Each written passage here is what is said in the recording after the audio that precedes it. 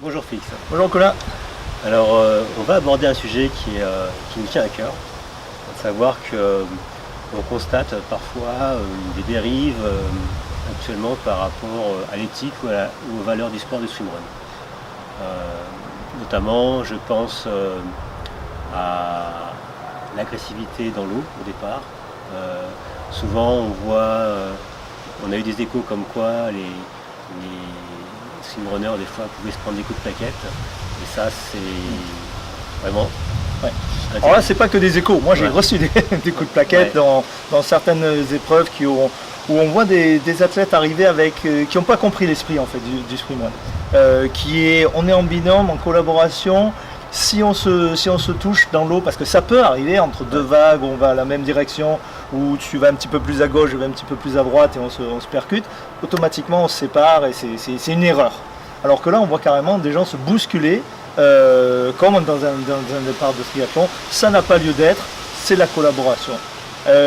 L'esprit, c'est vraiment de s'entraider dans son binôme, mais aussi avec les autres. On est en pleine nature, on fait attention aux autres. Donc s'il y a un autre binôme qui a par exemple un problème de santé, on va s'arrêter, on va ralentir, leur demander vous avez besoin de quelque chose, est-ce qu'on peut vous aider, etc. On n'est pas au chrono, on n'est pas au millimètre près, à la seconde près. De la même manière, si quelqu'un se trompe de route, rate un embranchement, on leur fait un signe, on leur rappelle oh vous vous trompez. Donc c'est vraiment c'est moins de la compétition que de vivre une expérience ensemble dans un milieu naturel, dans l'effort. D'autant plus que normalement dans l'eau on a la place puisque le groupe s'étire au fur et à mesure de la compétition. Voilà, donc on peut presque accepter dans la première natation, il y a un petit peu de monde, mais encore une fois, on sait très bien si on est un binôme très rapide en natation ou pas. Si on est très rapide, on se met devant. Si on est moins rapide, on se met un peu plus derrière. De toute façon, ça ne va rien changer au résultat. Donc on a vu ce type de comportement récemment et on voudrait vraiment que les gens comprennent que c'est pas ça le swimrun. Ouais. Il y a vraiment du respect entre les gens.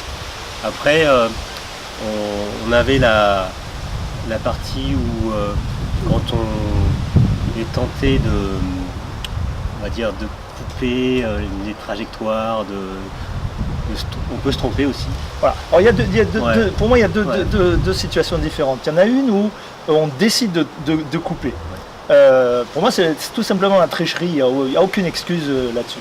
Après, il peut y avoir aussi des situations où un balisagement qui a été enlevé, parce que malheureusement, comme en trail, il y a des gens qui enlèvent les balisages, où on fait une erreur. L'erreur, ça peut arriver.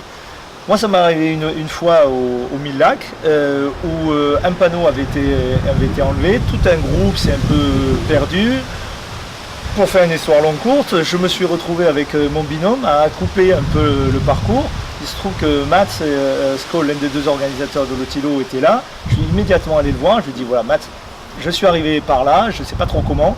On a fait une erreur de navigation. Qu'est-ce que tu veux que je fasse? Ou bien je rebrousse chemin et je me retrouve au point où je suis rentré et je continue. Ou bien je continue, mais je ne veux pas que tu m'élimines. Si tu m'élimines, je reviens.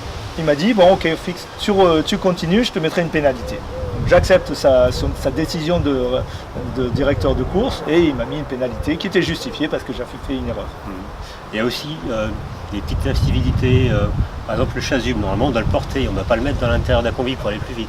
Ah t'es gentil, moi j'appelle pas ça des incivilités, j'appelle ça de la tricherie carrément. Il y a un règlement, il est minimaliste en swimrun, c'est vraiment un tout petit règlement qui est très simple à suivre, qui n'est pas ambigu. Le chasuble doit toujours être porté à l'extérieur de la combi. Bon, si on le met à l'intérieur de la combi, on va gagner quelques secondes en natation pour être plus rapide, c'est de la tricherie. Des choses comme ça sont pour moi inacceptables et ça devrait être autorégulé parce que sinon on va arriver à un règlement de style Formule 1 où on va avoir des règlements sur la longueur du sourcil dans le binôme et il ne faut pas arriver à ça, il faut garder le règlement minimaliste mais il faut que les swimrunners s'autorégulent là-dessus. Oui, donc le règlement est vraiment très minimaliste. Dès le départ, on a eu peut-être 2 changements de règles. Oui, on a eu les longueurs de la taille des flotteurs, la taille des palmes, mais c'est tout. Voilà. Après, les règles sont claires. Quand par exemple, dans une épreuve où on dit il n'y a pas de longe, on n'utilise pas la longe, le première natation, justement parce qu'il y a un danger, on peut s'en mettre en difficulté, et qu'on voit certains swimrunners le faire quand même, on sait qu'ils trichent, ils savent. Il ne faut pas le faire, c'est simple. C'est un no-no. Donc quand on voit ce genre de situation, est-ce qu'on demande à la communauté de s'autoréguler ou est-ce qu'il va falloir mettre des arbitres? J'espère, je souhaite qu'on arrive à rester à une situation où les athlètes s'autorégulent et qu'on n'arrive pas du tout à une situation de police avec arbitre et règlement au millimètre pour tout. Pour moi, c'est un vrai danger et encore une fois que je retrouve que en France. Oui, c'est vrai. Il faut savoir que le swimrun est fait par les swimrunners, les règles ne viennent pas d'en haut, c'est vraiment nous qui les faisons, donc c'est à nous de vraiment être concernés par cette autorégulation et d'éviter des comportements déviants.